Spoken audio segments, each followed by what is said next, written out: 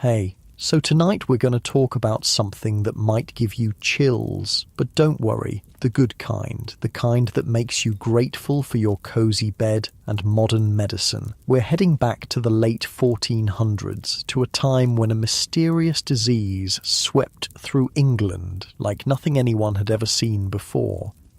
This mysterious illness would come and go over the next 66 years, striking fear into the hearts of everyone from peasants to kings. And the wildest part? It could kill you in 24 hours, sometimes less. Imagine falling ill and knowing that by this time tomorrow, you might not be here anymore. But let's back up a bit. Let's set the scene. Oh, and if you're enjoying these stories, I'd really appreciate a like or subscribe. Super curious where you're all listening from, so drop a comment with your location and what time it is there. Always blows my mind how people are falling asleep to this all over the world. All right, find that cozy spot. Take a nice, slow breath and just let your body sink into whatever you're lying on. We're heading back to 1485 England, and trust me, you're going to be real grateful for that mattress by the time we're done. So, congratulations. You just woke up in the late summer of 1485, right when England is about to experience something completely terrifying, something that would become known by many names. The English sweat, Sudor Anglicus, the sweating sickness, the new acquaintance, or my personal favourite, stoop knave and know thy master. Yeah, the Tudors had a way with words.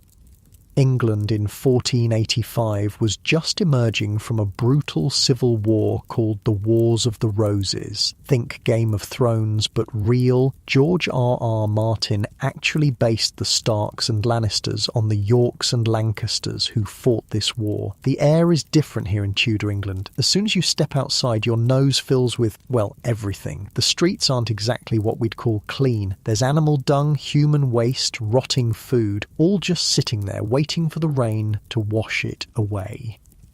People don't bathe much, maybe once a month if they're fancy. Most folks just splash their face and hands with water each morning and call it good enough. Your clothes would feel heavy and scratchy against your skin. Wool and linen mostly. Nothing stretchy or soft like we're used to. No elastic waistbands here, just laces and pins to keep everything together. And those pins, they were so important that women kept a special fund called pin money just to buy them. The smell of wood smoke hangs in the air from cooking fires. Food is fresh but basic. Lots of bread, some meat if you're lucky, vegetables from gardens, and always ale to drink. Water wasn't trusted, probably smart considering where most of it came from. And it's not just the smells and the clothing that would feel strange to you. It's the sounds too. No cars, no planes, no buzzing electronics. Instead, there's the constant clatter of horses' hooves on cobblestones, people shouting to sell their wares in the markets, church bells marking the hours of the day. Life moved slower, but was far more precarious. One bad harvest could mean starvation. One wrong word to the wrong person could mean death. And medicine? Well, medicine in Tudor times was a mix of superstition, ancient Greek ideas, religious beliefs, and a few practical remedies that actually worked. Doctors believed sickness came from an imbalance of 4 humours in your body: blood, phlegm, yellow bile, and black bile. Too much of any one humour, you got sick. The solution was often bloodletting. Yep, cutting you open to let the bad blood out. Not exactly what the doctor orders these days for a fever. So that's the world where our story begins. August of 1485. The Wars of the Roses has just ended with the Battle of Bosworth Field. Henry Tudor has defeated King Richard III and is about to be crowned Henry VII, starting the Tudor dynasty. But something strange is happening among the soldiers. Thomas, Lord Stanley, one of Richard's supposed supporters, held his troops back from the battle, claiming they were suffering from something he called the sweat. At first, people thought it was just an excuse. Lord Stanley was actually Henry Tudor's stepfather, so his loyalties were, complicated. But soon enough, everyone would learn this was no excuse. It was the first recorded mention of what would become one of history's most baffling diseases.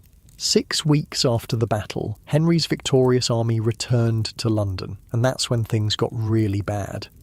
By September, people in London were falling ill with something no one had seen before. It started with a sense of dread, a feeling that something wasn't right. Then came chills, violent shivers that shook your entire body. Your shoulders would ache, your neck, your back, your head. Everything hurt. And then the sweating began. Not just a little dampness, we're talking drenched, soaked through your clothes, through your bed sheets, sweat pouring off you like you're standing in a rainstorm. Your heart would race, your body would feel like it was burning up from the inside, nausea would hit you in waves, delirium would set in, making you confused, making it hard to think straight. And all of this happens fast, really fast. One account describes people who were dancing at court at 9 o'clock and dead by 11, 2 hours. That's how quickly this thing could take you.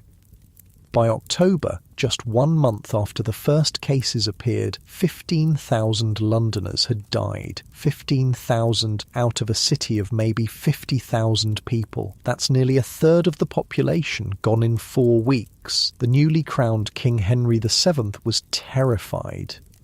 He postponed his coronation and fled the city. But no one really knew where to go or what to do.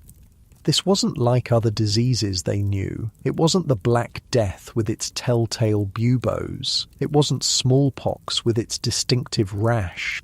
This was something new, something that seemed to come from nowhere and kill before you even had time to say your prayers. What made the sweating sickness even stranger was who it targeted. Most epidemics hit the young, the old, the poor, those with weaker immune systems or worse living conditions. But the sweat? It went after the wealthy, the powerful, the prime of society, and it completely spared children and the elderly. There's not a single record of a child dying from the sweating sickness. Not one. London lost 2 Lord Mayors, 3 sheriffs and 6 aldermen in that first outbreak. Men and women in the prime of their lives with the best food, the best housing, the best of everything Tudor England had to offer, and none of it mattered. By the time winter came, the outbreak had faded away as mysteriously as it had appeared. People breathed a sigh of relief. Maybe it was over. Maybe whatever this sweat was, it had run its course. They were wrong. So very wrong. The sickness disappeared for a while, but it would be back. In 1508 it returned for a second wave, less deadly this time, but still terrifying. Then again in 1517, this time just in London, but the 4th outbreak in 1528. That was the worst. It spread through all of England except the far north and Scotland. The death rate was staggering. King Henry VIII, son of Henry VII, who'd survived the first outbreak, was absolutely terrified of getting the disease. When he heard one of his chambermaids had fallen ill, he apparently ran off in great haste to a distance of 12 miles. Can you blame him? Records from the time called it the easiest in the world to die of. Henry broke up his court and kept moving, changing houses like he changed his socks, which, the chronicles tell us, was pretty often. The king was known for being fastidious about his personal cleanliness, even if the world around him was less so. What made this fourth outbreak even more significant was that it was the only time the sweating sickness left England. It travelled by ship to Germany, where it killed thousands, including 3,000 people in the city of Danzig alone. From there, it spread to Poland, Scandinavia, and parts of Russia. Western Europe got lucky. For whatever reason, the sickness never reached France or Italy. Was it the climate, the terrain, something about the people? No one knew. By 1529, the outbreak had ended, but the fear remained, because everyone knew by now the sweat always came back, and sure enough, in 1551, it returned for its fifth and final appearance. The pattern was always the same. It would appear in spring, peak in summer, and fade away in fall, like clockwork, like it was tied to the seasons somehow. No one in Tudor England had any idea what caused the sweating sickness. Doctors at the time thought it might be a form of influenza. Others blamed evil mists and exhalations drawn out of the ground or impure spirits in the body. A physician named John Caius wrote an entire book about it in 1552. He believed people could avoid getting sick through diet, exercise, and moderation in all things. Not exactly wrong, but not exactly right either. Modern researchers have different theories. Some think it might have been hantavirus, a disease spread by rodents. Others have suggested anthrax poisoning, but we still don't know for sure. The sweating sickness vanished as mysteriously as it appeared, and it never came back. At least not in the same form.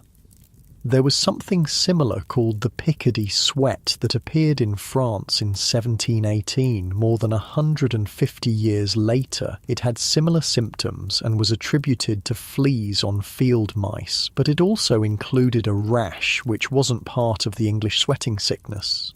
So it's not clear if they were the same disease or not. What we do know is that poor sanitation and contaminated water supplies probably played a role. Tudor England wasn't exactly a clean place to live. Houses were built with wattle and daub, wooden frames filled in with a mixture of mud, clay, straw, and sometimes animal dung. Thatched roofs made from bundled reeds provided shelter, but also made excellent homes for rats, mice, and all sorts of insects. Streets were narrow, crowded, and often ankle-deep in mud and waste. Butchers slaughtered animals right in the street, letting the blood run into open gutters. Tanners used urine and feces in their leather-making process, filling the air with the stench. Water came from rivers that doubled as sewers or from wells that could easily be contaminated. Most people drank ale instead, safer because the brewing process killed most germs. The combination of crowded living conditions, poor hygiene, and lots of rodents created the perfect breeding ground for disease. But that still doesn't explain why the sweating sickness targeted the wealthy instead of the poor. One theory suggests that it might have had something to do with the housing boom that happened after the Wars of the Roses ended. With peace finally at hand, people felt safe to invest in property again. The dissolution of the monasteries under Henry VIII created a new wealthy class who built grand houses. Large houses needed large staffs, which needed large kitchens, which attracted rats and mice looking for food. And here's the interesting part. Maybe the wealthy were more likely to get sick because their servants were constantly cleaning, sweeping up rodent droppings, and inadvertently releasing virus particles into the air. The poor, paradoxically, might have been safer because they were less clean. It's just a theory, but it might explain one of the most puzzling aspects of this disease.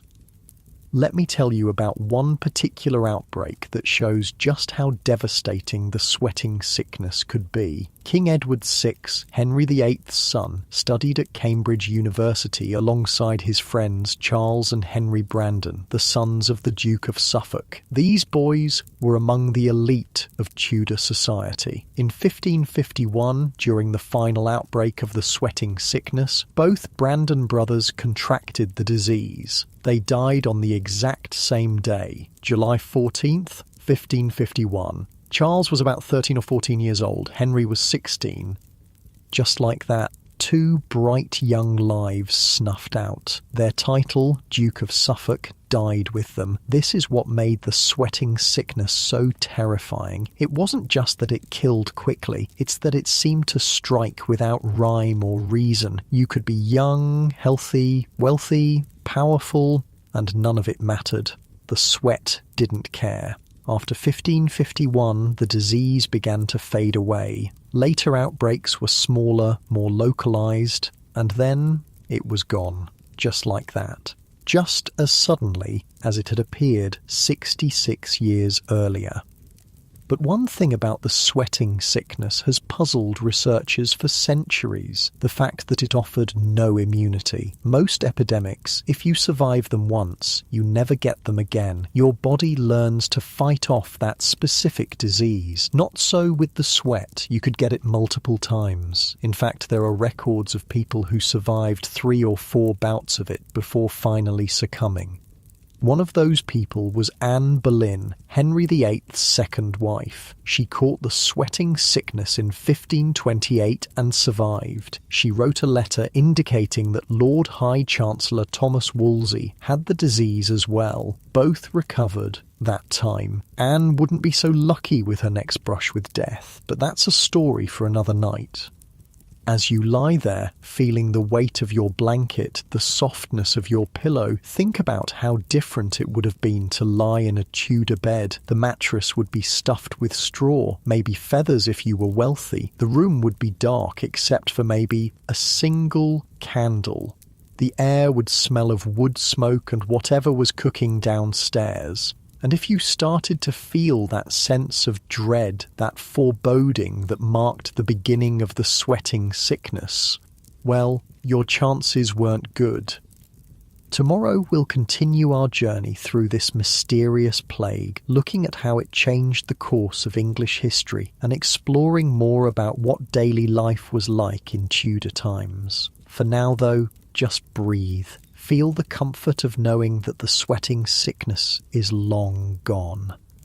Let the rhythm of your breath slow down, getting deeper, more relaxed with each exhale.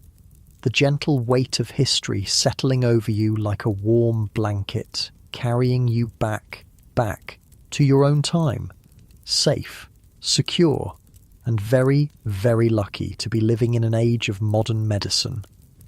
The pale morning light filters through the small, uneven glass of your Tudor window, glass that's full of tiny bubbles and ripples distorting the world outside. You're alive. Another day dawns. In the streets below, life goes on. The baker's apprentice stumbles by, half asleep, on his way to light the ovens before dawn. The sound of a distant cock crowing filters through the town.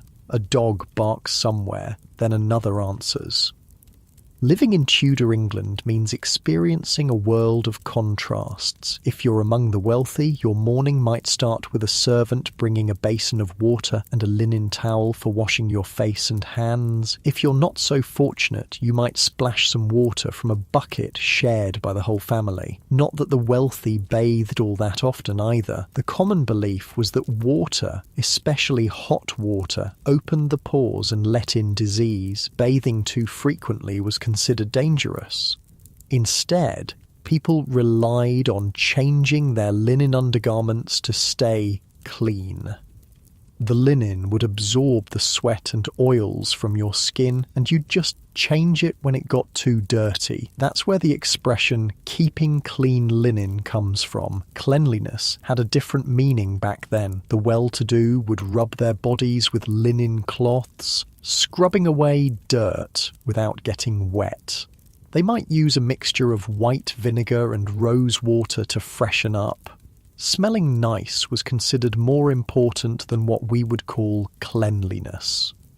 And yet, despite what we might think of as primitive hygiene, the Tudor elite were obsessed with certain kinds of cleanliness. They kept their fingernails immaculately trimmed and cleaned. They washed their hands before eating. They changed their linen shirts, or shifts, frequently. It's just that their understanding of disease was, well, different. But back to our story of the sweating sickness. After the first terrible outbreak in 1485, people lived in fear of its return, and return it did.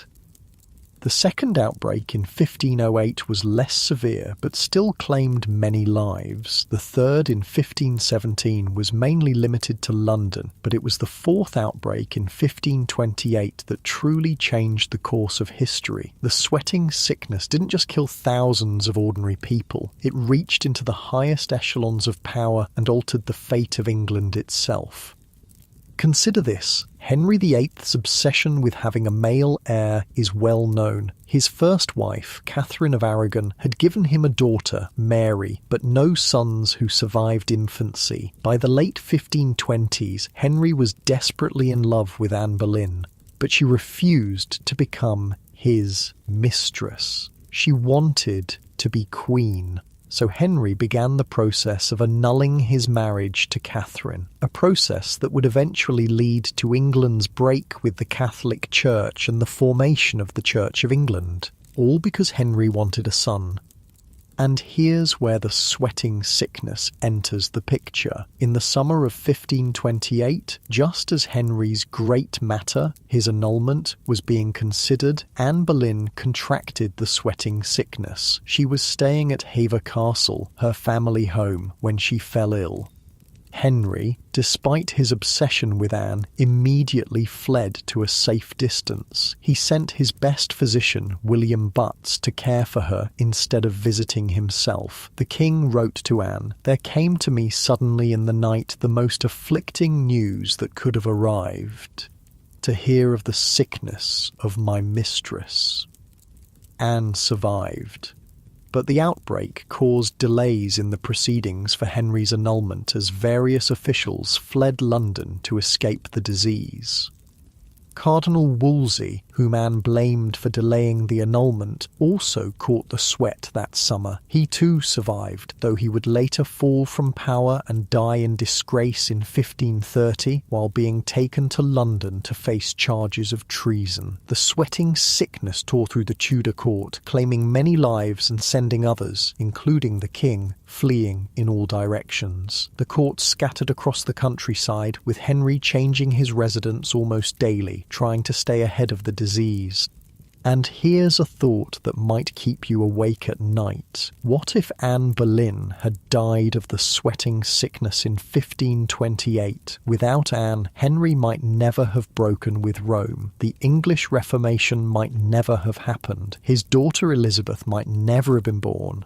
The entire course of English history, and therefore world history, might have been completely different. All because of a disease we still can't identify with certainty. The terror of the sweating sickness wasn't just in how quickly it killed, it was in how it killed. Imagine lying in your bed at night, the rushes on the floor crackling slightly as a mouse scurries across them. The room is dark except for a single candle's glow. Outside, the town is quiet. Most people are asleep by now. Suddenly, that feeling, the one survivors described, a sense of doom washing over you. Your heart begins to race. Something is wrong, terribly wrong. You begin to shiver, not the mild kind when you're a bit chilly, but violent full-body tremors that make your teeth chatter, your muscles ache as if you've been beaten, your head pounds. And then comes the heat, a burning, consuming heat that seems to start in your core and radiate outward. Your skin flushes red. Sweat begins to pour from every inch of your body. Not the kind of sweat you get from working hard in the field or from sitting too close to the fire. This is different. This is like your body is trying to push all the water out through your skin all at once. Your bedclothes become soaked. The straw mattress beneath you grows damp. Your heart hammers in your chest, racing so fast it feels like it might burst. You're thirsty, desperately, painfully thirsty, but drinking doesn't seem to help. Nausea hits in waves. Your mind becomes foggy. It's hard to think, hard to focus. Faces around you blur. Voices seem to come from far away. And all of this happens within hours, sometimes as few as 2 or 3. By the time the local physician arrives, if there even is one in your area, you might already be beyond help. What would the doctor do anyway? Tudor medicine was ill-equipped to handle such a swift and violent disease. If you were wealthy enough to have a physician attend you, they might try bloodletting. That's right, making you bleed more when you're already weak and dehydrated from sweating. They'd use a sharp blade to cut your vein or apply leeches to suck your blood. The theory was that disease was caused by an imbalance of the 4 humours: blood, phlegm, black bile, and yellow bile. Too much of any one humour made you sick, so if you had a fever, which meant too much blood, the solution was to remove some blood. Makes perfect sense, right? Other treatments might include herbal remedies. John Caius recommended warm drinks and herbs to promote even more sweating. The idea was that the sweat was the body's way of expelling the disease, so encouraging it might help. He also insisted that patients not be allowed to sleep. Extreme fatigue was a symptom of the disease, but Caius believed that sleeping during the sweating phase could lead to coma or death. So there you'd be, exhausted, feverish, soaked in sweat, heart racing, and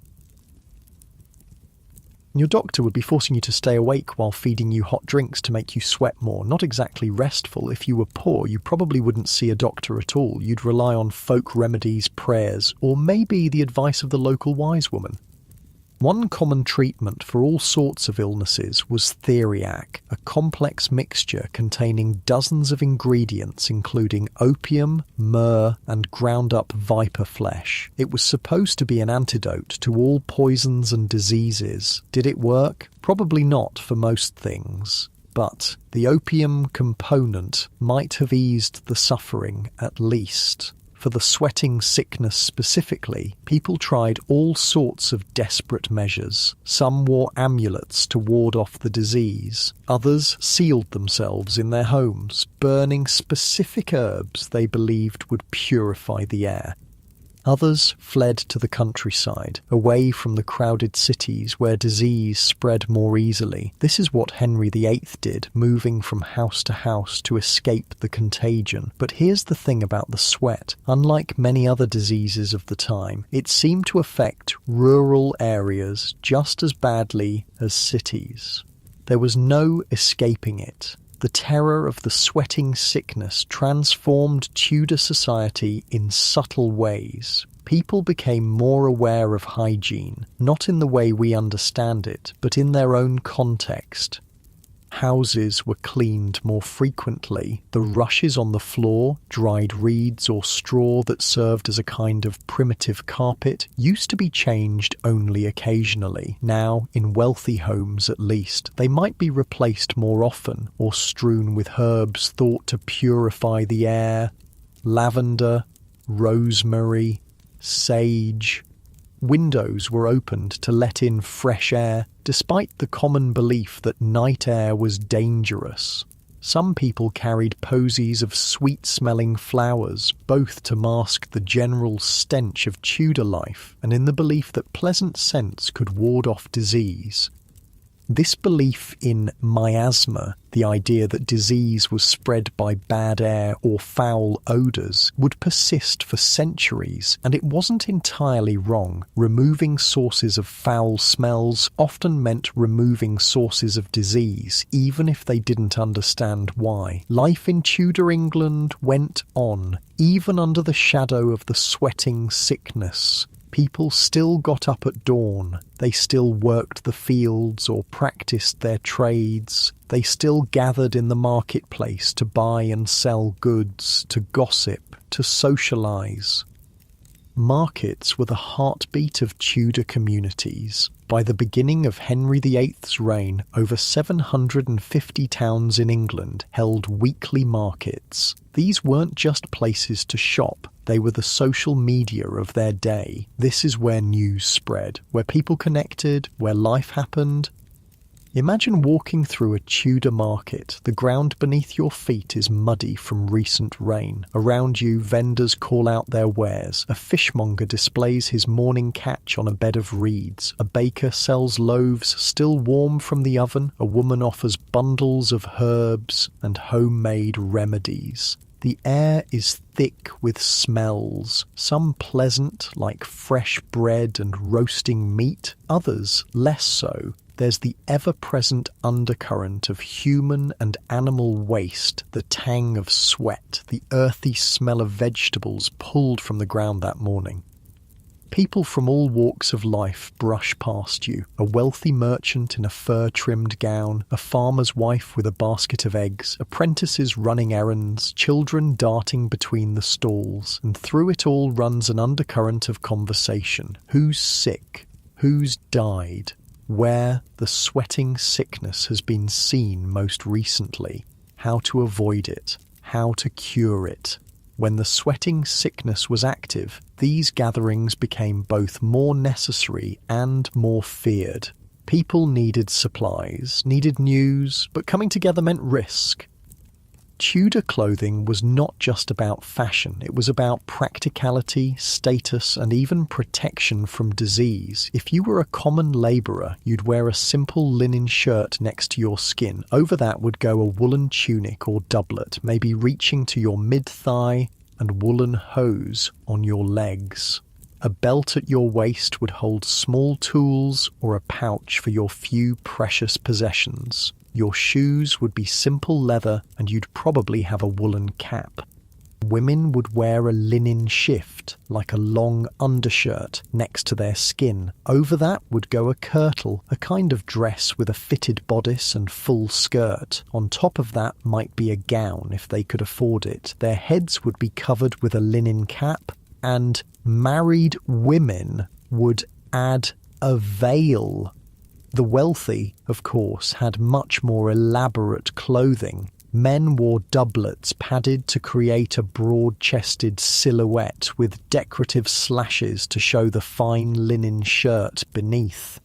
Their hose became more like fitted trousers. They might have velvet cloaks, fur trims, jewelled buttons. Wealthy women wore multiple layers, a shift, then a kirtle, then an overgown that might have detachable sleeves. Their headdresses became increasingly elaborate throughout the Tudor period, but regardless of status, everyone believed that clothing could protect you from disease. The linen worn next to the skin was thought to absorb harmful humours from the body. That's why changing your linen was considered so important for health. During outbreaks of the sweating sickness, people might add specific herbs to their clothing or wear certain colours believed to ward off illness. Red was thought to be especially protective. Food in Tudor England was both simpler and more complex than what we eat today. Simpler in terms of ingredients. Most people ate what was local and in season. More complex in how those ingredients were combined and presented, at least for the wealthy. The average person ate a lot of bread. A lot. It was the main source of calories, often consumed at every meal. Depending on your status, this might be fine white bread made from sifted wheat flour, or coarse dark bread made from rye or barley. Meat was a luxury for most people, eaten perhaps once or twice a week. Fish was more common, especially on the numerous fast days when the church forbade meat. Vegetables came from gardens, and fruit was eaten in season. Spices were expensive and used sparingly by all but the wealthiest. Salt was the most common preservative, used to keep meat and fish from spoiling. Meals were generally taken twice a day, a larger meal around mid-morning, dinner, and a lighter one in the early evening, supper. People rose and slept with the sun, their days dictated by daylight rather than clocks. Ale or beer was drunk by everyone, including children. It was safer than water and provided calories. Wine was for the wealthy. During outbreaks of the sweating sickness, people became even more concerned about what they ate and drank. Certain foods were believed to either protect from or encourage disease. Garlic was thought to be protective, as were bitter herbs. Foods considered hot and moist, according to the humoral theory, were avoided during outbreaks, as they were thought to promote sweating. Water sources became suspect. Wells might be abandoned if people who drank from them fell ill. Springs and streams outside of towns were sought out as potentially purer sources. Home remedies were shared and tried with increasing desperation. Vinegar was sprinkled around homes to purify the air. Dried rosemary was burned. Windows were sealed against night air or flung open to allow fresh breezes, depending on which theory of disease you subscribe to. Through it all, the daily rhythm of Tudor life continued. It had to. Crops needed tending. Animals needed feeding. Trade needed to happen. Life went on in the shadow of possible swift death. And for most people, life was already precarious enough without the sweating sickness. Infant and child mortality was high. Women died in childbirth at alarming rates. Accidents, violence, other diseases all claimed lives regularly. The sweating sickness was just one more threat in a world already full of them. But its speed and its mysterious nature made it particularly terrifying. If you survived the initial 24 hours of the disease, you'd likely recover fully, but there was no guarantee you wouldn't get it again during the next outbreak. Unlike many diseases, surviving the sweating sickness once didn't make you immune. This fact alone made it different from other epidemic diseases of the time. The Black Death, for instance, would leave survivors immune, but the sweat could return to claim you even if you'd beaten it before. For the Tudor mind, this suggested something supernatural about the disease. If it wasn't following the normal rules of illness, perhaps it wasn't a natural sickness at all. Maybe it was a divine punishment, or something darker. Let's consider the case of Cardinal Wolsey, Henry's powerful Lord Chancellor. In 1528, during the fourth outbreak, Wolsey contracted the sweating sickness. He survived, but the experience seems to have shaken him deeply. Wolsey had been tasked with securing Henry's annulment from Catherine of Aragon. His failure to do so, combined with Anne Boleyn's enmity toward him, led to his downfall. In 1529, he was stripped of his government office, though he remained Archbishop of York. By 1530, he was being brought to London to face charges of treason. He never arrived. He fell ill at Leicester Abbey and died there on November 29th. His famous last words reflect his regrets. "If I had served God as diligently as I have done the king, he would not have given me over in my grey hairs." Was this final illness the sweating sickness returning to claim him? Probably not, as it wasn't the right season. More likely it was something else, perhaps typhoid fever. But in the Tudor imagination, diseases were often seen as divine judgment. Wolsey's fall from grace, followed by his death before he could face trial, seemed like perfect poetic justice. Religious responses to the sweating sickness varied. Catholics prayed to saints for protection, particularly St. Roch or St. Sebastian, both associated with plague. Processions and masses were held to ask for divine intervention. As Protestantism began to take hold in England, particularly after Henry VIII's break with Rome, the response shifted. Protestant preachers might present the disease as God's judgment on a sinful nation, calling for repentance rather than saintly intercession. Either way, the sweating sickness strengthened the role of faith in people's lives. When medicine offered little help and the disease struck so swiftly, prayer seemed the only recourse.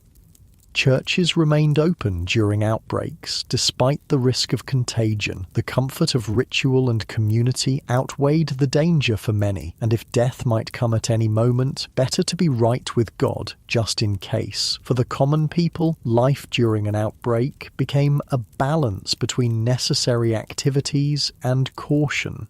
Markets might have fewer vendors and customers. Taverns might be emptier than usual. People might limit their interactions, avoiding large gatherings when possible. But life had to go on. Fields needed tending. Food needed to be prepared. Work needed to be done. Most people couldn't afford to flee to country estates like the nobility. They had to stay and face whatever came, and curiously, the poor seemed to fare better against the sweating sickness than the rich. Was it exposure to similar diseases that gave them some protection? Was it their diet, simpler and less rich than that of the wealthy? Was it just that fewer cases among the poor were recorded? We don't know. What we do know is that the sweating sickness shaped Tudor society, contributing to the general atmosphere of uncertainty and the awareness of mortality that characterized the age. It also provided an early example of public health measures. Towns affected by the sweating sickness sometimes imposed restrictions on travellers from infected areas. Houses where someone had died might be marked. Belongings of the deceased might be burned. These measures weren't always effective, and they weren't implemented consistently, but they represent early attempts at controlling the spread of disease through community action rather than individual protection. The sweating sickness made people more aware of their connections to others. Your health depended not just on your own actions, but on the actions of your neighbours, your community, your nation. A disease that could kill within hours forced people to think about their place in a larger world. And for the Tudor monarchs, particularly Henry VIII, the sweating sickness represented a threat to their power and plans that they couldn't control through force or diplomacy. It was a reminder that even kings were mortal. As you lie there, feeling the weight of your blankets, the softness of your pillow, try to imagine what it would be like to live with that kind of uncertainty. To know that a disease could appear without warning and claim your life before the next sunset. The comfort we take for granted, not just physical comfort, but the security of modern medicine, of understanding how diseases work and spread, would be unimaginable to someone from Tudor England. For them, the world was full of unseen dangers. The sweating sickness was just one of many threats that could strike without warning, and yet they lived their lives, loved their families, pursued their ambitions just as we do. There's something both humbling and reassuring about that. Humans have always faced uncertainty, have always lived in the shadow of mortality, and we've always found ways to keep going despite it. Feel the weight of your body sinking deeper into your mattress. Far more comfortable than any Tudor bed could ever be. Feel the quiet safety of your room, free from the diseases that haunted our ancestors. Let that sense of security wash over you, gentle like a summer rain. Let it carry you towards sleep. Darkness has fallen over Tudor London. The streets are mostly empty now, save for the occasional night watchman with his lantern held high, calling out the hour. 10 o'clock and all's well. Though really, is it? The only other people out at this hour might be those visiting taverns, or, you're very unlucky, footpads looking for someone to rob. Best to stay indoors after dark in Tudor England, especially during an outbreak of the sweating sickness.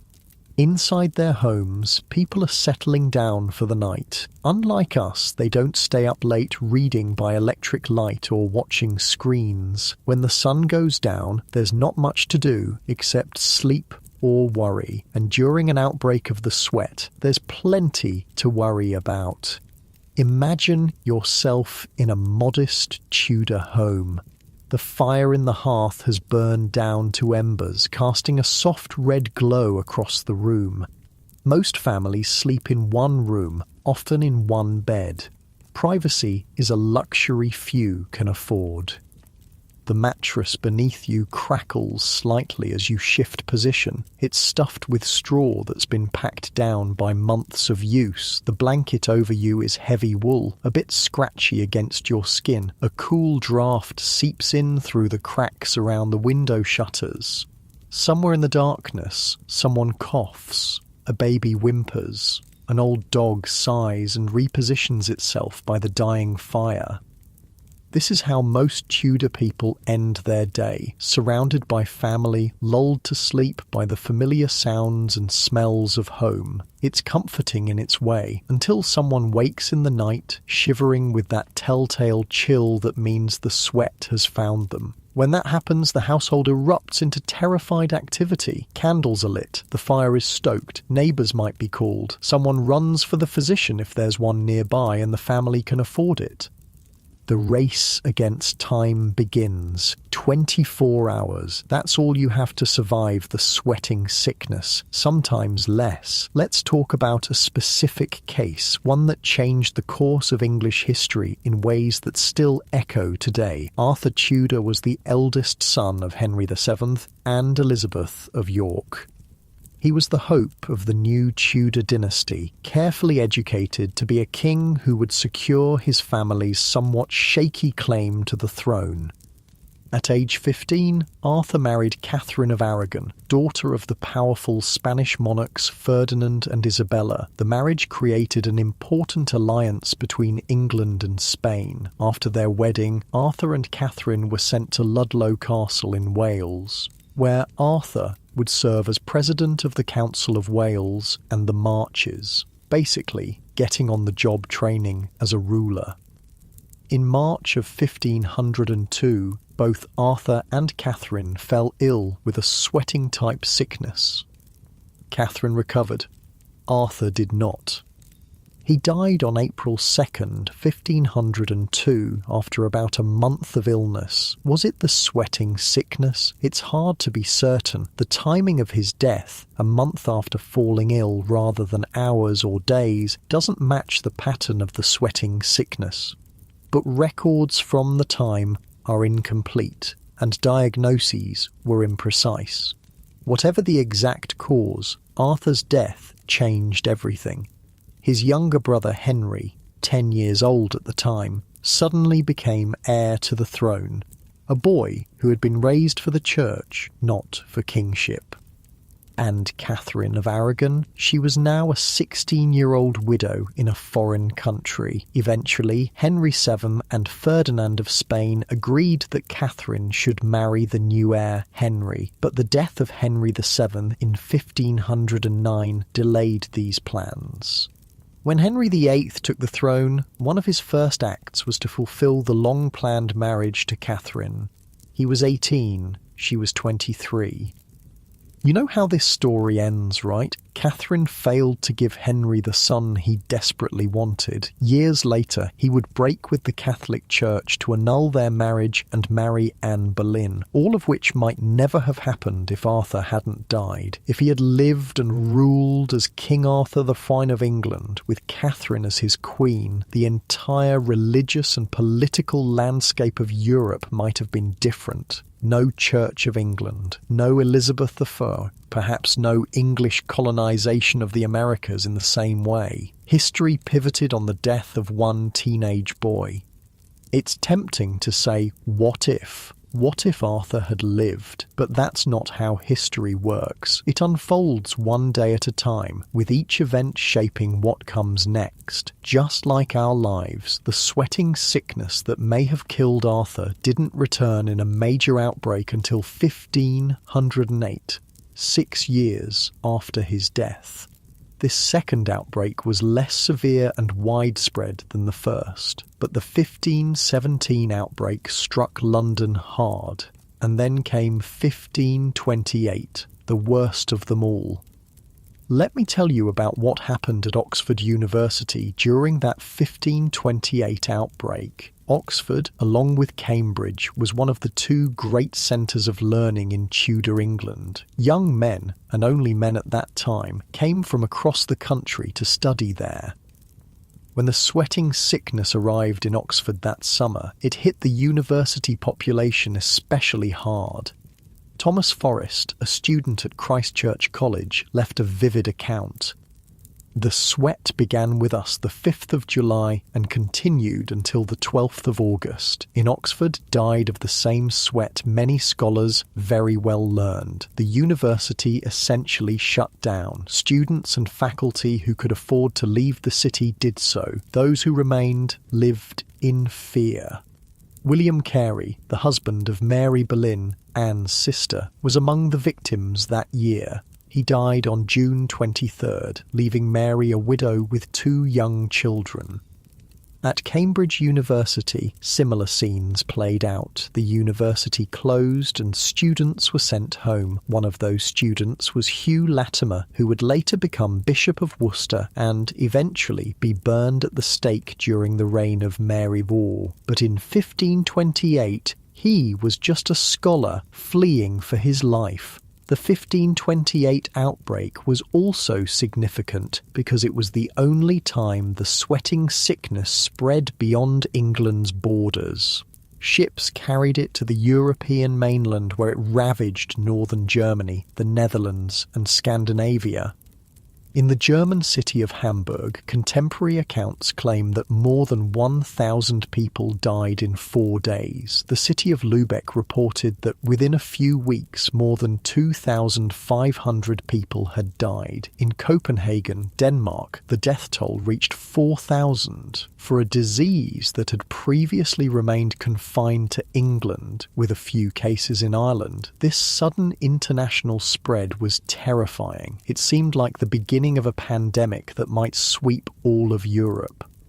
But strangely, it stopped before reaching France or Italy. Southern Europe was spared, no one knows why. After 1528, the sweating sickness disappeared again. For 23 years, people lived without the fear of this particular disease, though plenty of others filled the gap. Then, in the hot summer of 1551, it returned for its 5th and final appearance. By this time, Henry VIII was dead. His son, Edward VI, sat on the throne, or rather, ruled through a council, as he was only 14 years old. Edward was a sickly boy, but intelligent and devout. He had been raised as a Protestant, unlike his father, who, despite breaking with Rome, remained Catholic in many of his beliefs. Under Edward, England became more firmly Protestant. Churches were stripped of their Catholic imagery. The Book of Common Prayer was introduced, establishing English rather than Latin as the language of worship. All these religious changes created tension. Many people, especially in the countryside, resented the disappearance of familiar rituals and saints. Others embraced the new ways eagerly. When the sweating sickness returned in 1551, it entered this charged atmosphere. Some saw it as divine punishment for religious changes, others saw it as a test of faith. One of the most notable victims of this final outbreak was not a single person, but a pair of brothers. Remember the Brandon boys I mentioned earlier? Charles and Henry Brandon were the sons of Charles Brandon, Duke of Suffolk, and his 4th wife, Catherine Willoughby. The elder Charles Brandon had been one of Henry VIII's closest friends. He had even married Henry's sister Mary, briefly Queen of France, in a secret ceremony that initially enraged the king. But Henry forgave his friend, and Charles remained a powerful figure at court until his death in 1545. His sons, the young Charles and Henry Brandon, were students at Cambridge University when the sweating sickness struck in 1551. King Edward VI, about their age, was their close friend and companion. On July 14th, both Brandon boys fell ill with the sweating sickness at the Bishop of Lincoln's residence in Huntingdonshire. Despite the best medical care available, they both died that same day, Charles at about age 14, Henry at age 16. With their deaths, the male line of the Dukes of Suffolk became extinct. The title would later be recreated for other families, but the original Brandon line was gone. Edward VI was devastated by the loss of his friends. He wrote in his journal, "Two noblemen's sons died of the sweating sickness, Charles and Henry Brandon, one 15 years of age and the other 13. His account was slightly off. Henry was 16, not 13. But the pain of loss is clear. These were boys Edward had studied with, played with, grown up with, and now they were gone, taken within hours by a disease no one understood. This brings us to an important question. What exactly was the sweating sickness?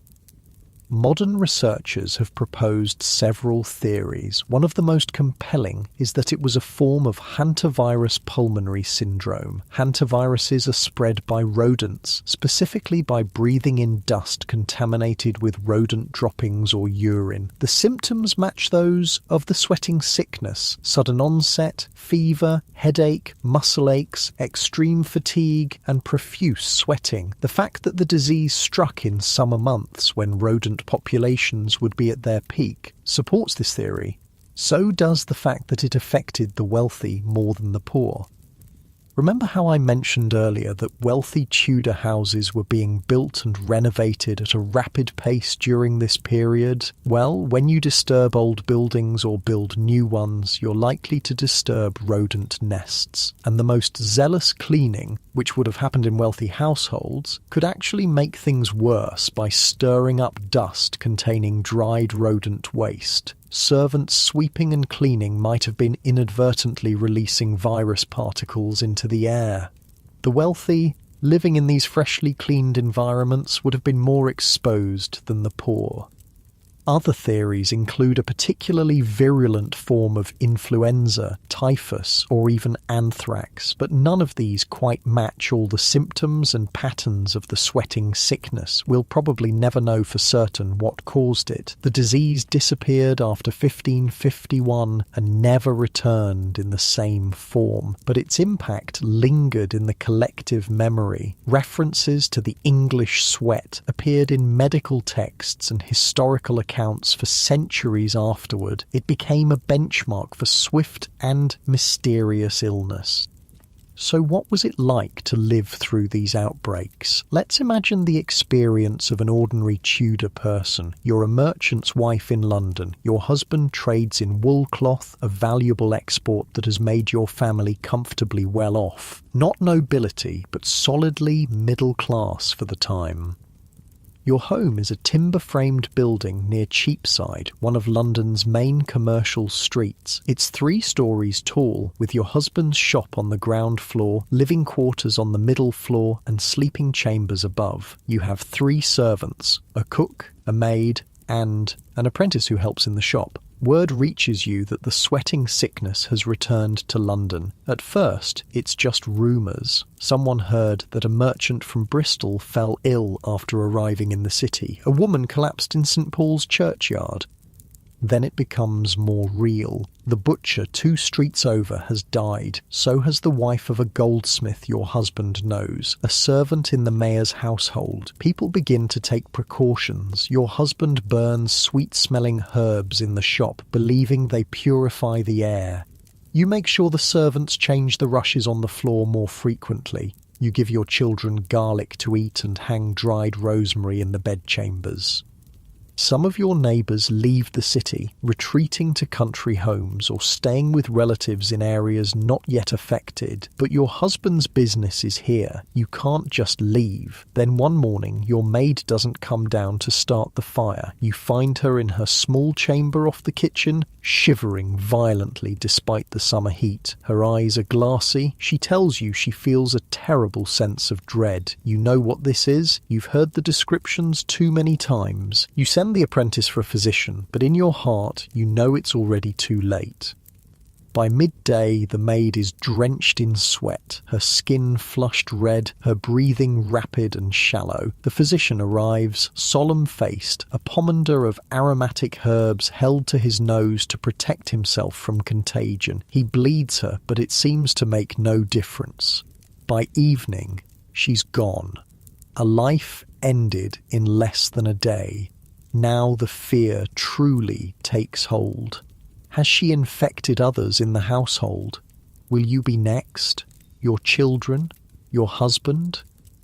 You scrub the maid's chamber with vinegar. You burn her bedding and clothing. You pray fervently, lighting candles to saints known for protecting against plague and sickness. For the next few weeks, you live in a state of constant anxiety. Every headache, every chill could be the beginning of the sweat. You scrutinize your family members for any sign of illness, but somehow you are spared. The disease passes through London like a storm, leaving death in its wake, but your household remains intact. When it's finally over, when no new cases have been reported for several weeks, life begins to return to normal. Markets fill again. Churches hold services of thanksgiving. People emerge from their self-imposed isolation until the next time, because that's the thing about the sweating sickness during the Tudor period. It always came back, until suddenly, after 1551, it didn't. The final outbreak in 1551 was centred in the north of England, particularly in Chester. John Caius, the physician who wrote the definitive contemporary account of the disease, was there to witness it. Despite its reputation for high fatality, Caius noted that in Chester, the 1551 epidemic did not have a marked effect on the demographics of the population. Records of burials and wills suggest that while many people fell ill, the death rate wasn't as catastrophic as in previous outbreaks. After Chester, the disease appeared in a few other locations, Devon, Exeter, Colchester, but these outbreaks were increasingly isolated and limited, and then nothing. The English sweating sickness vanished from history. Why? No one knows for certain. Diseases sometimes burn themselves out by becoming less virulent over time, or the population develops immunity, or the conditions that allowed the disease to spread change. Whatever the reason, the disappearance of the sweating sickness was as mysterious as its arrival. Let's take a moment to feel what that relief must have been like. After almost 70 years of intermittent terror, the disease simply stopped. The sword that had hung over Tudor England was finally sheathed. People could gather without fear, travel without worry, plan for the future with more confidence. The shadow had lifted. For us, lying here in our comfortable modern beds, it's hard to fully comprehend what it was like to live with that level of uncertainty. Yes, we've had our own pandemics and health scares, but we understand the causes. We have treatments, vaccines, antibiotics. Tudor people had none of that. They had prayer, folk remedies, and hope. That's all. Feel the weight of your body against your mattress, the softness of your pillow, the gentle rhythm of your breathing, in and out, in and out. These simple comforts would have been so different in Tudor times. Your mattress would be lumpy with straw or wool. Your pillow, if you had one, might be stuffed with down feathers if you were wealthy, or more straw if you weren't. Your blanket would be heavy wool, possibly itchy against your skin. The air in your room would smell of wood smoke from the fire, of whatever herbs were strewn on the floor or hanging from the rafters, of the people sharing the space with you. Privacy was a rare luxury. Most people slept in communal rooms, sometimes multiple people to a bed. The sounds of the night would be different too. No distant traffic, no hum of electronics. Instead, you might hear the call of the night watchman marking the hours, the barking of dogs, the occasional shout or song from late revellers making their way home from a tavern. And there would be the ever-present awareness of mortality. Not just from the sweating sickness, but from all the myriad dangers of Tudor life. Childbirth, infection from minor wounds, accidents, violence, other diseases like smallpox, typhus, tuberculosis. Life was precious and precarious. Each day was a gift not to be taken for granted. Perhaps that's why Tudor people embraced life with such vigour. They feasted when food was plentiful. They celebrated holidays with enthusiasm. They danced, sang, played sports and games. They loved and fought and lived fully in the moment because the next moment wasn't guaranteed. The sweating sickness taught them that, if nothing else. As you drift towards sleep, think about the resilience of those Tudor people. They faced a terrifying, mysterious disease that could strike without warning and kill within hours. Yet they carried on. They rebuilt their lives after each outbreak. They adapted, created, loved and planned for the future despite it all. There's a lesson in that, I think, about human endurance, about hope, about finding joy even in uncertain times. Let that thought settle over you like a warm blanket. Let it ease you towards sleep, toward dreams that might take you back to Tudor England, but safely, as an observer rather than a participant, and be grateful for the soft bed beneath you, for the clean water you drink without a second thought, for the medicines waiting in your cabinet should you need them. These are luxuries a Tudor king would have envied. Dawn breaks over the Thames. The river's surface turns from black to silver as the first rays of sunlight touch it. Mist rises from the water, shrouding the many boats already plying their trade on London's watery highway. The city is waking up, shutters open, fires are lit. The smell of baking bread begins to drift through the narrow streets. Another day in Tudor England begins. For those living through the times of the sweating sickness, each morning brought a strange mix of dread and gratitude. Dread of what the day might bring.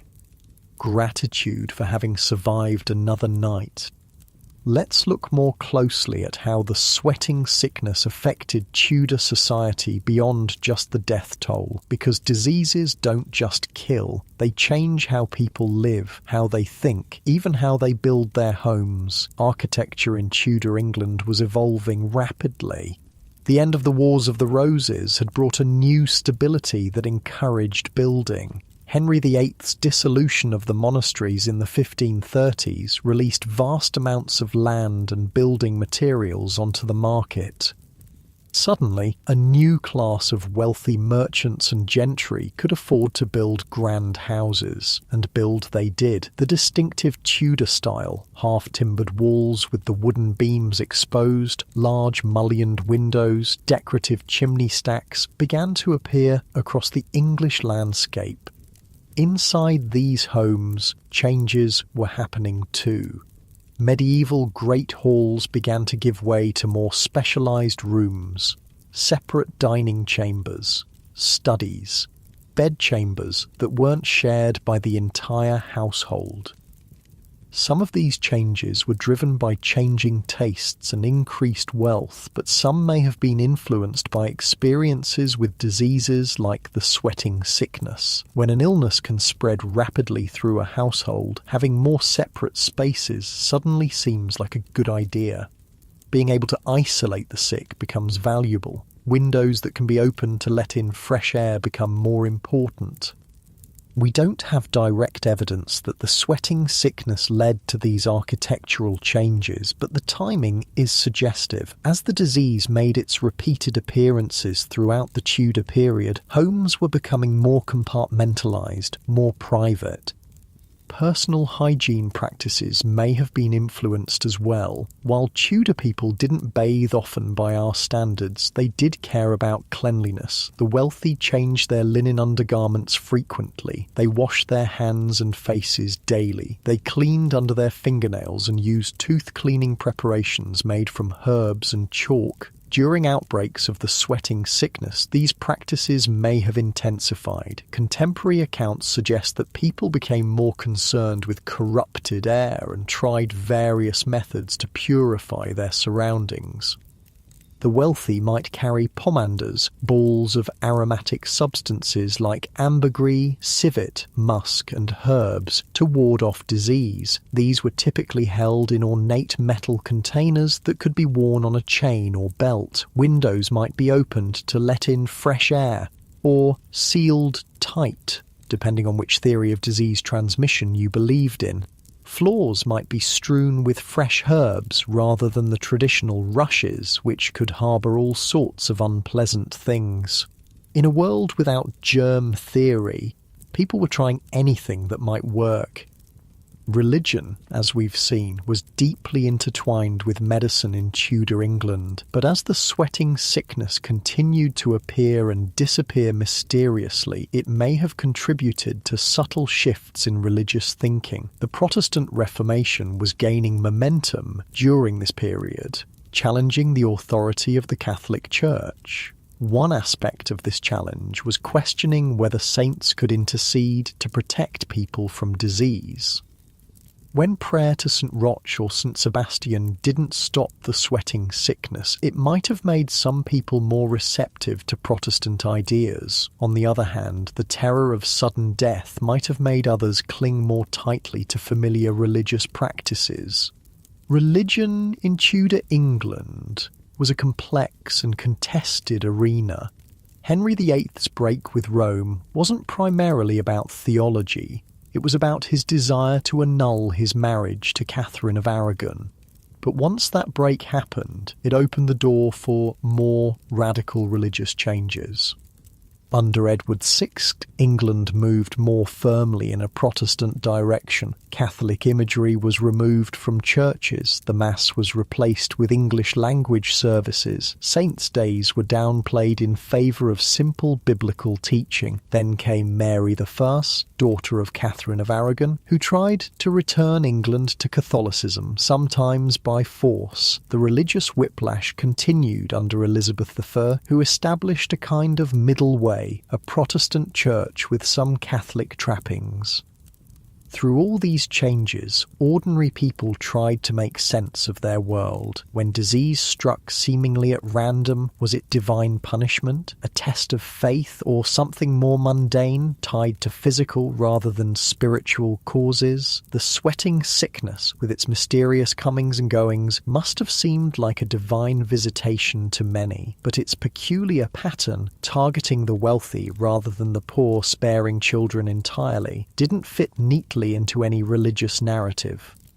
Perhaps this contributed in small ways to a more naturalistic understanding of disease, not immediately, not explicitly, but as part of a gradual shift in thinking. Speaking of gradual shifts, let's look at how medicine was evolving during this period. Tudor medicine was a mix of ancient Greek theories, medieval practices, folk remedies, and increasingly new observations based on experience. The sweating sickness challenged this medical system because it didn't behave like known diseases.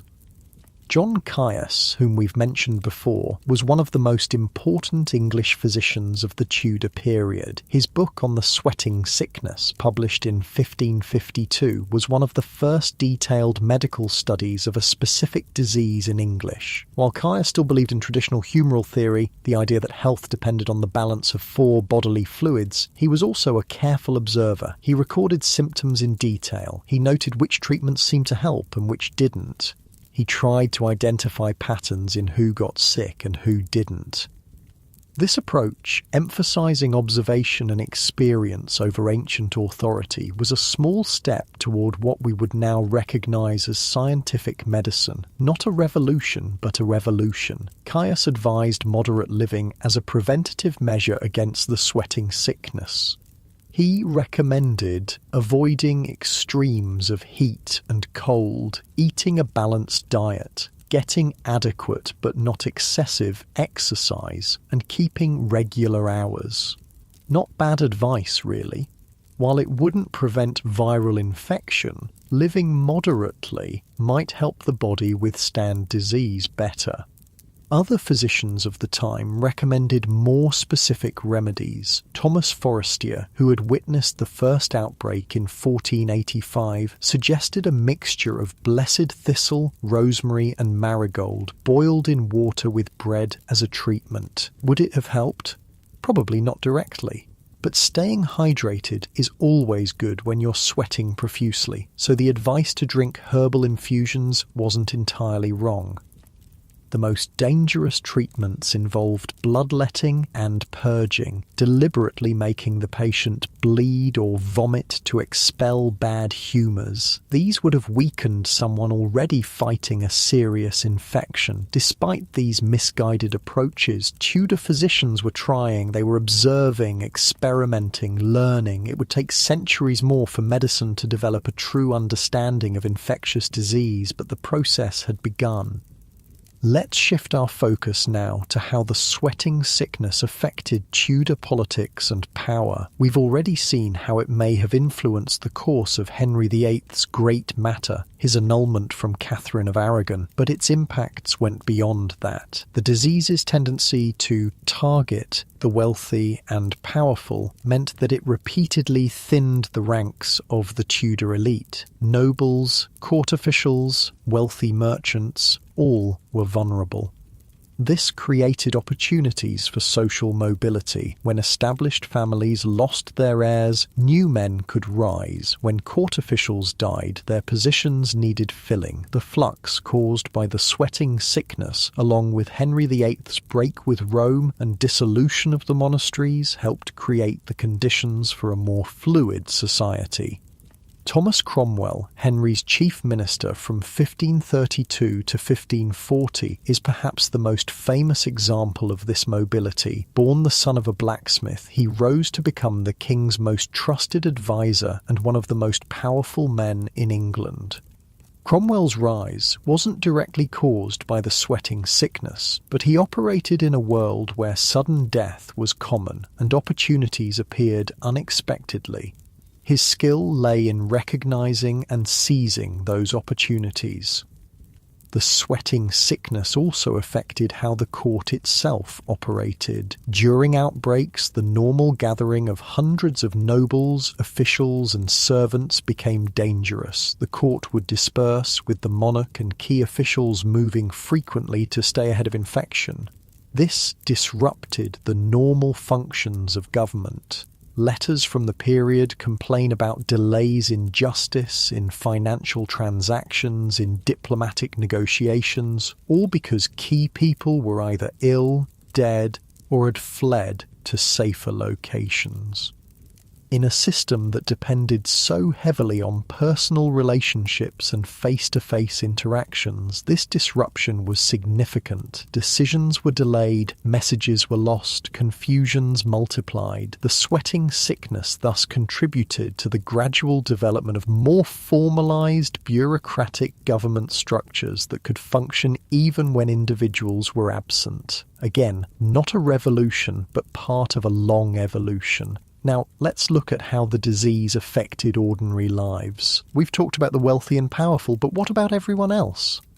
For the vast majority of Tudor people, daily life revolved around agricultural cycles. About 90% of the population lived in rural areas, farming the land. Their lives followed the seasons, planting in spring, tending crops in summer, harvesting in fall, surviving winter. When the sweating sickness struck a village or rural area, it disrupted these patterns. If key workers fell ill during harvest time, crops might rot in the fields. If a miller died, grain might go unground. If a baker fell ill, bread might go unbaked. Communities had to adapt quickly. Neighbours would step in to help affected families. Work would be redistributed. Alternative arrangements would be made. This kind of mutual support was essential in a world without social safety nets. Your community was your insurance policy. You helped others because someday you might need help yourself. Markets and fairs were another important part of rural life. Weekly markets in local towns allowed farmers to sell their produce and buy necessities. Annual fairs brought traders from further afield, offering exotic goods and entertainment. During outbreaks of the sweating sickness, these gatherings became both more necessary and more dangerous. People still needed to buy and sell goods, but coming together in crowds increased the risk of contagion. Some markets might be temporarily suspended. Others might move outdoors, spreading vendors farther apart. Attendance might drop as people chose to stay home when possible. For urban dwellers, the impact was somewhat different. Cities were already dangerous places in terms of disease. Crowded conditions, poor sanitation, and contaminated water made urban areas breeding grounds for various illnesses. The sweating sickness was unusual in that it didn't seem to spread more easily in cities than in rural areas, but the concentration of people made outbreaks more visible and more disruptive. Guilds, organisations of craftsmen and merchants, played a major role in Tudor urban life. They regulated trade, maintained standards, trained apprentices, and provided support for members and their families. During outbreaks, guilds might adapt their practices. Apprentices might be sent away from infected areas. Workshops might operate with reduced staff. Funds might be collected to support the families of those who died. The sweating sickness thus tested and sometimes strengthened these social structures. Communities that pulled together to face the disease often emerged with stronger bonds, despite their losses. Let's think about the specific experience of women during these outbreaks. In Tudor society, women were generally responsible for the health of their households. They prepared remedies, nursed the sick, and made decisions about hygiene and diet that could affect the family's well-being.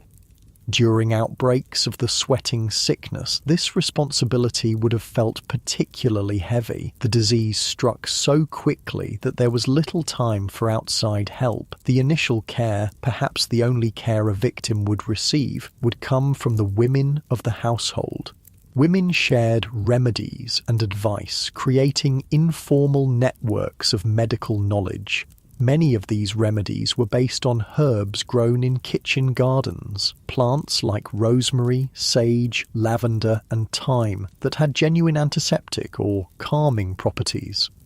While these treatments couldn't cure the sweating sickness, the act of doing something, of taking action rather than passively waiting, probably provided psychological comfort to both caregivers and patients. For pregnant women, the sweating sickness posed a particular threat. Pregnancy already carried high risks in the Tudor period, with maternal and infant mortality rates that would horrify us today. Adding a disease that could kill within hours made the prospect even more terrifying. Records don't indicate whether pregnant women were more vulnerable to the sweating sickness or suffered worse outcomes, but the stress alone must have been tremendous. Let's take a moment to imagine a specific scene, a Tudor bedroom where someone has just fallen ill with the sweating sickness. The room is dimly lit by a single candle. The walls are plastered and painted with simple designs, perhaps flowers or geometric patterns. A wooden bed frame dominates the space, with a straw mattress covered by linen sheets and woolen blankets. The patient lies on the bed, already beginning to sweat profusely. Their skin is flushed red. Their breathing comes in rapid, shallow gasps. Their eyes are bright with fever. Around the bed, family members move with urgent purpose. A woman wrings out a cloth in a basin of cool water and places it on the patient's forehead. Someone else mixes an herbal infusion in a pottery cup. A third person kneels in the corner, praying fervently. The air is thick with fear, with love, with desperate hope. No one says it aloud, but everyone knows, by this time tomorrow, their loved one will either be recovering or dead. There is no in-between with the sweating sickness. Outside the window, life goes on. A cart rumbles by on the street below. Children laugh as they play some game. A church bell tolls the hour. The contrast between the crisis unfolding in the bedroom and the ordinary world just beyond the walls makes the situation even more surreal.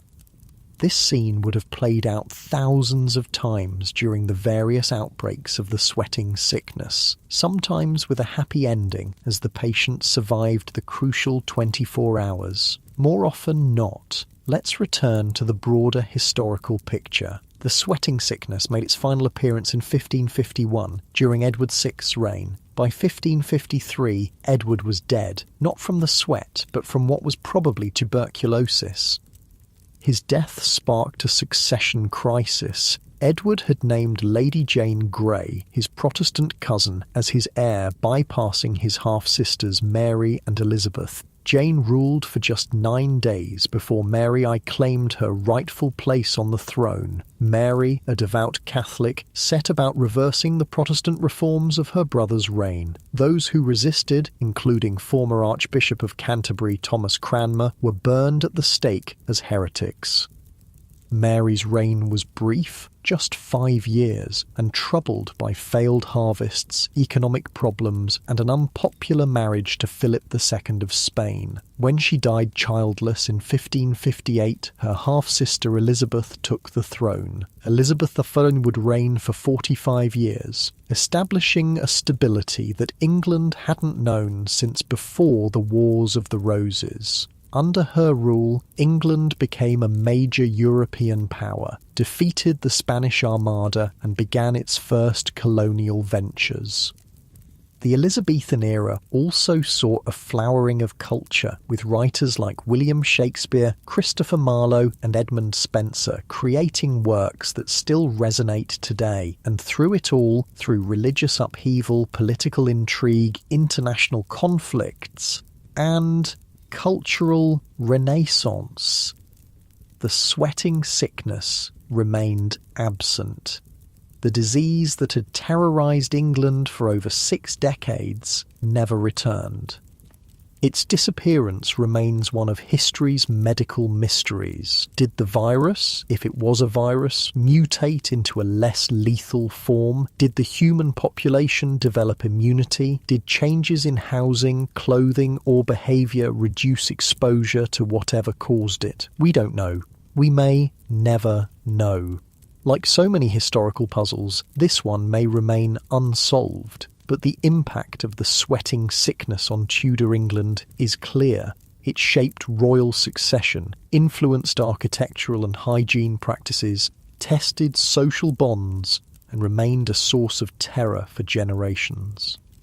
As we lie here in our comfortable modern beds, it's worth remembering that the security we feel, our confidence that we won't suddenly be struck down by a mysterious disease that kills within hours, is a relatively recent luxury. For most of human history, people lived with levels of uncertainty we can barely imagine. Death could come swiftly, without warning, at any age. Medical knowledge was limited, treatments were often ineffective or actively harmful. And yet they lived, they loved, they created beauty, they built for the future, they found joy where they could.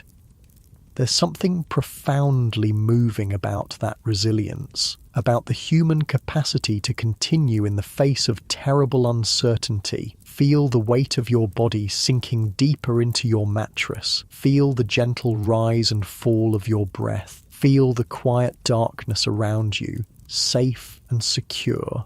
The sweating sickness is long gone. The people who lived through it, who feared it, who died from it, they're gone too. But their stories remain. Their legacy continues in the world we've inherited.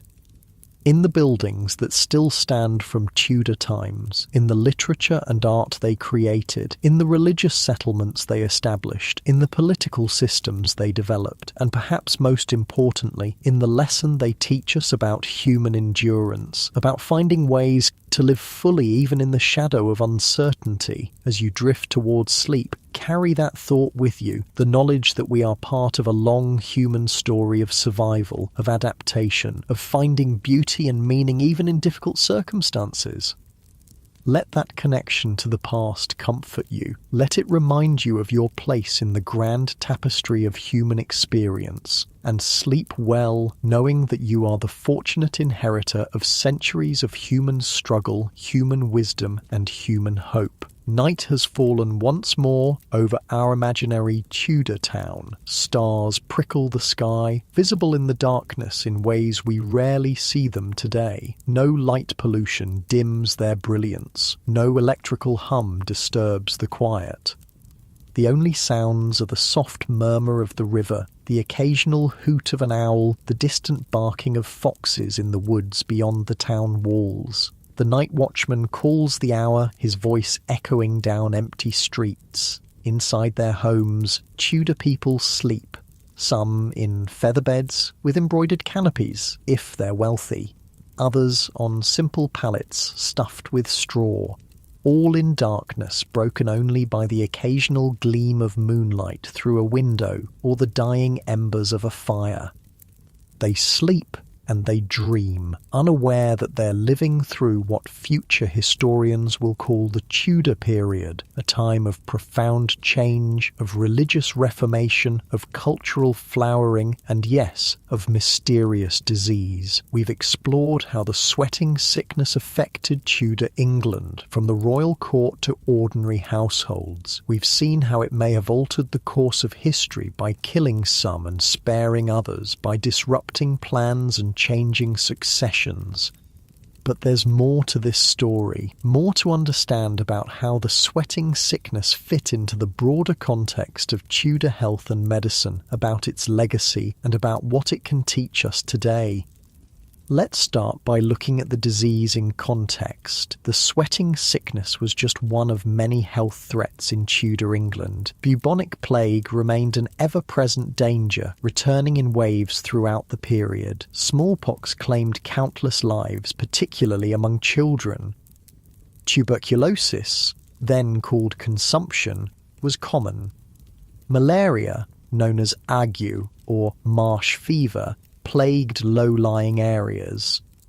Childbirth was incredibly dangerous. Some estimates suggest that 1 in 20 women died in childbirth or from postpartum infections. Of those who survived, many would go through the ordeal a dozen times or more during their reproductive years. Infant and child mortality was heartbreakingly high. Even among the wealthy, perhaps 1/3 of children died before age 5. For the poor, the numbers were worse. Life expectancy at birth was around 35 years. This doesn't mean most people died in their 30s. Many lived to their 60s or 70s, but high childhood mortality drastically lowered the average. Against this backdrop of constant health threats, the sweating sickness stood out not because it killed more people than other diseases, it didn't, but because of how it killed, its speed, its mystery, its apparent targeting of the wealthy and powerful. Most diseases of the time made some kind of sense to Tudor people. Plague came from miasmas, bad air, in crowded, filthy areas. That's why the rich could flee to their country estates and usually escape it. Marsh fever came from, well, marshes. Avoid those areas and you'd probably be fine. But the sweating sickness, it didn't follow the rules. It struck the clean, well-fed nobility as more readily than the unwashed poor. It came and went with the seasons, but didn't seem tied to any particular environment. It killed with terrifying speed, but then disappeared for years at a time. No wonder it captured the imagination, created such fear. No wonder we still talk about it 5 centuries later. The legacy of the sweating sickness extends beyond its direct impact on Tudor society. It influenced how we think about and respond to disease outbreaks even today. John Caius's book on the sweating sickness, published in 1552, represents an early example of epidemiology, the study of how diseases spread through populations. While Caius still relied on ancient humoral theory to explain why people got sick, his careful recording of symptoms, treatments, and outcomes was remarkably modern. His approach, observing, documenting, analysing patterns, laid groundwork for how we study disease outbreaks today. He was asking the right questions, even if he lacked the tools to find the right answers. Another legacy lies in public health measures. During outbreaks of the sweating sickness, Tudor authorities sometimes took steps to limit its spread. Houses where someone had died might be marked, travel from affected areas might be restricted, public gatherings might be discouraged. These measures weren't applied consistently or based on a scientific understanding of contagion, but they represent early attempts at what we would now call public health policy. The sweating sickness also left its mark on Tudor literature and art. References to sudden death, to the fragility of life, to the vanity of worldly pursuits. These themes run through the creative works of the period. Shakespeare, born after the sweating sickness had disappeared, nonetheless grew up in a world shaped by its memory. His plays are full of references to death coming swift as thought and to the unpredictability of fate. In Hamlet, the gravedigger scene powerfully evokes the levelling nature of death, how it comes to all regardless of status. This reflected the lived experience of Tudor people who had seen how even the wealthiest and most powerful could be struck down in hours by the sweating sickness. The disease may also have influenced the development of what we now call memento mori art, works that reminded viewers of their mortality. Skulls, hourglasses, wilting flowers, these symbols became common in Tudor portraits and decorative arts. Such reminders weren't meant to be morbid, rather they encouraged people to live virtuous lives in preparation for a death that might come at any time. When the sweating sickness could claim you before the next sunrise, such reminders must have seemed particularly apt. Let's shift our focus now to a topic we haven't explored much yet: Tudor entertainment and leisure. Even in the shadow of diseases like the sweating sickness, people found ways to enjoy life. For the common people, entertainment centred around holidays and festivals, many tied to the agricultural year or to religious observances. May Day, Midsummer, Harvest Home, Christmas. These were times of feasting, dancing, games and communal celebration. Music was everywhere in Tudor England. People sang as they worked, played instruments in taverns and homes, listened to minstrels at markets and fairs. Henry VIII himself was an accomplished musician, composer and dancer. Games and sports were popular across all social classes. Children played with hoops, balls and tops. Adults enjoyed board games like chess and backgammon. Outdoor sports included football, much rougher than today's version, wrestling, archery and various ball games. Blood sports were also common. Bear baiting, bull baiting and cockfighting attracted large crowds. To modern sensibilities, these seem cruel, but Tudor people saw them differently, as tests of courage and demonstrations of the natural order. Theatre emerged as a major form of entertainment during the Tudor period, especially under Elizabeth I, and the first permanent theatres in England were built in the 1570s. By the end of Elizabeth's reign, London had several theatres drawing crowds of thousands. Shakespeare, Marlowe, Jonson and other playwrights created works that appealed to all social classes. Groundlings paid a penny to stand in the yard, while wealthier patrons sat in covered galleries.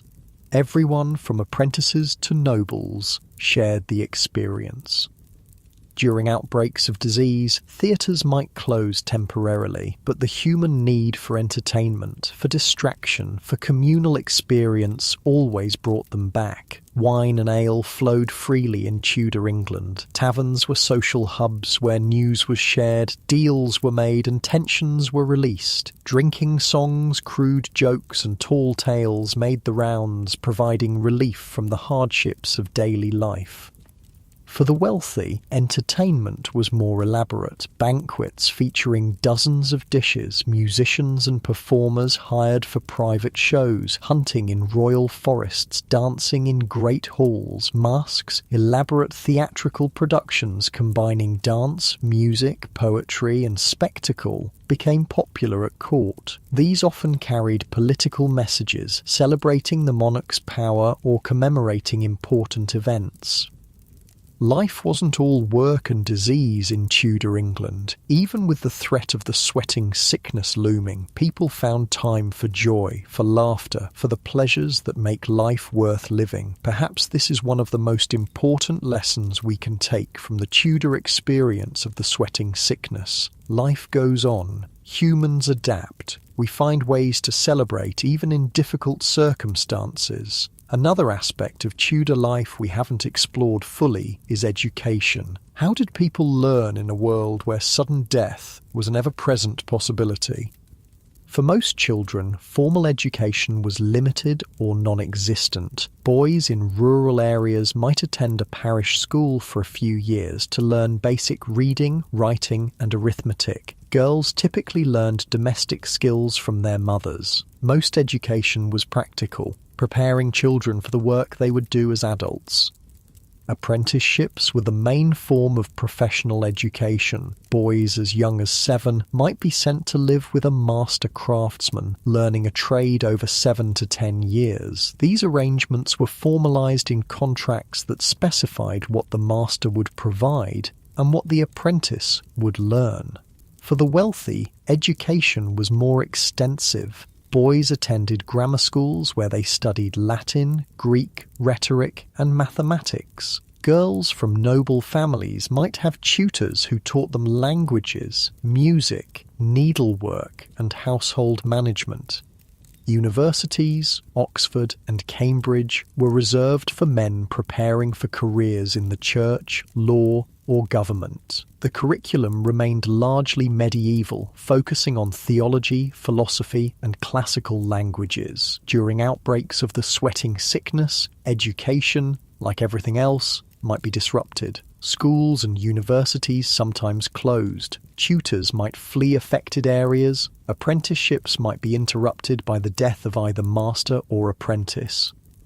But education, like life itself, adapted. Learning continued. Knowledge was preserved and expanded, even in the face of disease and uncertainty. This resilience is a recurring theme in the story of the sweating sickness. Tudor society bent but did not break under its pressures. People found ways to continue the essential activities of life, working, learning, loving, celebrating, while adapting to the realities of the disease. Let's look now at how the sweating sickness fits into the broader story of Tudor England's place in world history. The Tudor period saw England transform from a relatively minor European kingdom into an emerging global power. When Henry VII took the throne in 1485, England was still recovering from the Wars of the Roses. Its economy was primarily agricultural. Its political influence was limited largely to the British Isles. By the time Elizabeth I died in 1603, England had defeated the Spanish Armada, established trading relationships across Europe and into the Ottoman Empire, and taken its first steps toward colonial expansion with the founding of Roanoke Colony in what would become Virginia. This transformation took place despite, or perhaps partly because of, the disruptions caused by events like the sweating sickness. When established patterns are broken, new possibilities emerge.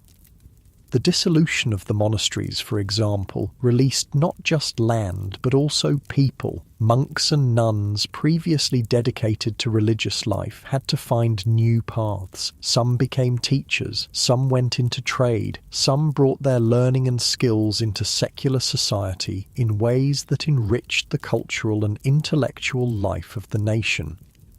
Similarly, the deaths caused by the sweating sickness created vacancies in government, in guilds, in businesses. These vacancies were opportunities for others to advance. The society remained hierarchical, but there was more movement within that hierarchy than there had been before. Trade expanded during this period, despite the disruptions of disease. The wool trade, long the backbone of the English economy, continued to flourish. New luxury goods began to arrive from farther afield: spices from Asia, sugar from the Caribbean, tobacco from the Americas. These new commodities changed daily life in subtle ways. Spices, once rare and precious, became more common in cooking. Sugar, previously a luxury for the very wealthy, began to appear in more recipes. Tobacco, unknown in Europe before contact with the Americas, became popular for smoking. All of these changes took place against the backdrop of recurring epidemic disease. The sweating sickness was just one of several health threats that Tudor people faced. Yet life continued. Progress continued.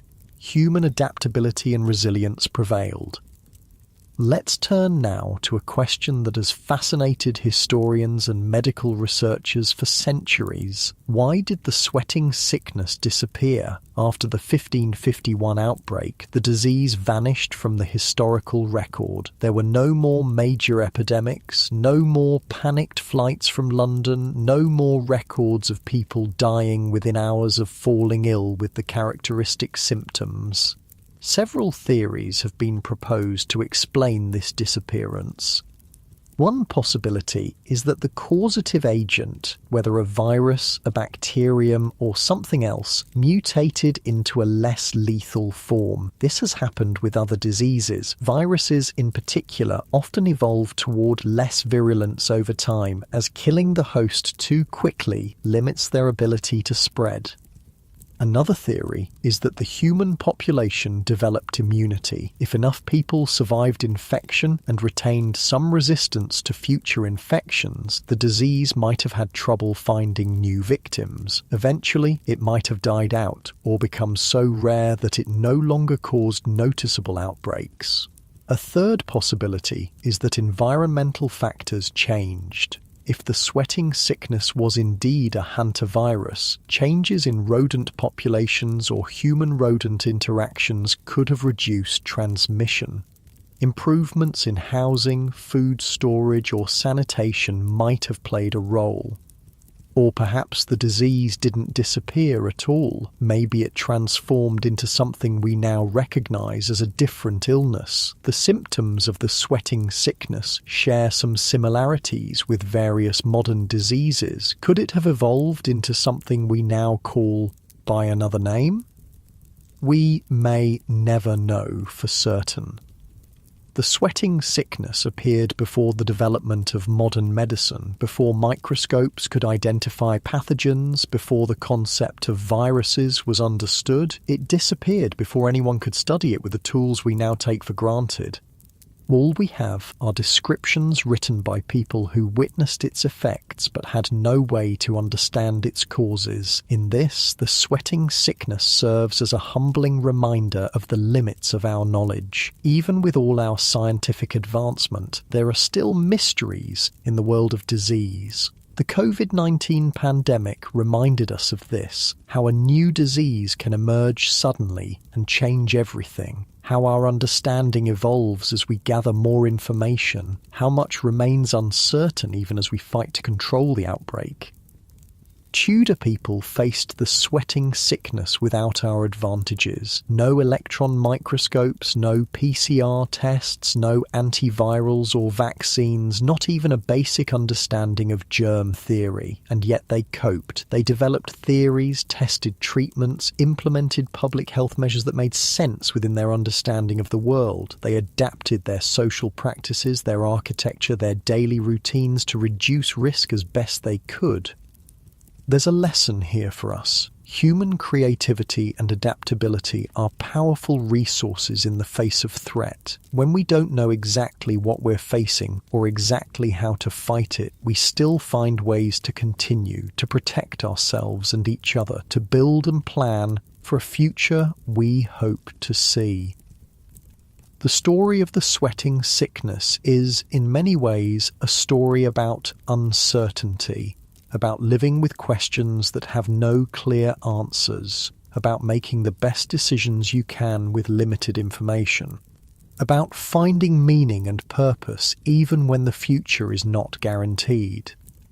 These are timeless human challenges, as relevant today as they were in Tudor England. As our journey through the world of the sweating sickness comes to an end, let's take a moment to reflect on what we've learned, on the connections between then and now, on the threads that link us to those Tudor ancestors across the centuries.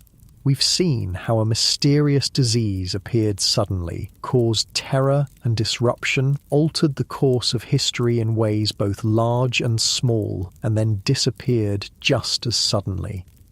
We've explored how people responded, with fear, yes, but also with courage, with innovation, with community support, with religious faith, with medical experimentation, with artistic expression, with continued engagement in the business of living. We've considered how the sweating sickness might have influenced architecture, hygiene practices, social mobility, government structures, medical approaches, and religious attitudes. And we've reflected on the resilience of Tudor society, its ability to absorb the shocks of repeated epidemics and continue functioning, adapting, evolving.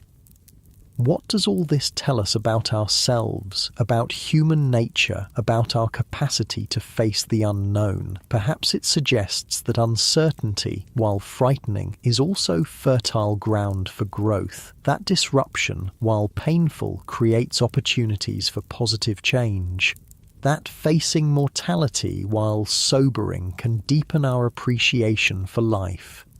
The Tudor people who lived through the sweating sickness didn't know what caused it or how to cure it, but they didn't let that paralyze them. They acted based on the best information they had. They supported each other. They found meaning in their faith, their work, their relationships, their creative expressions. And when the disease finally disappeared, they moved forward. They built on what they had learned. They remembered, but they didn't remain trapped in fear.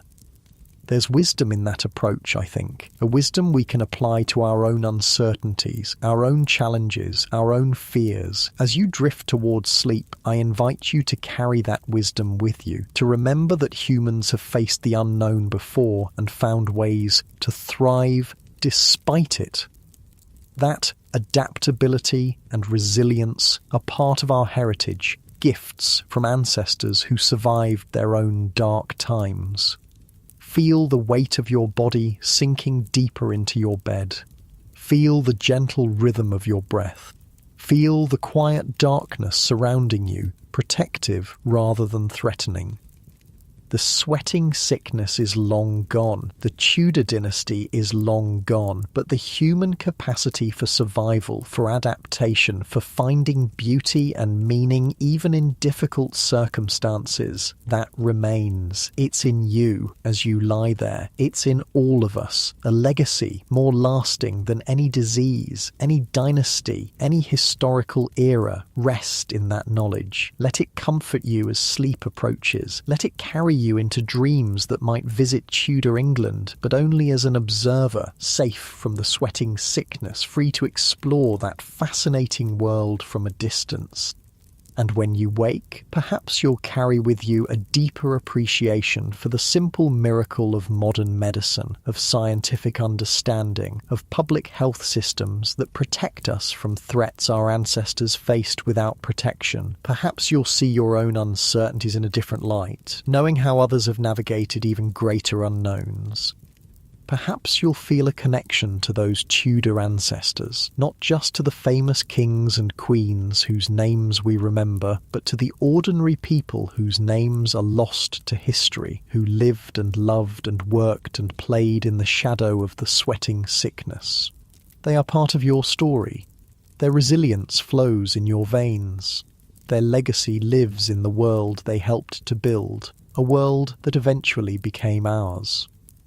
Sleep now, wrapped in the comfort of that continuity. Sleep knowing that you're part of a human story that stretches back through centuries of challenge and triumph, of mystery and discovery, of fear and courage. Sleep and dream of Tudor England, its colourful clothes and savoury foods, its music and laughter, It's faith and determination.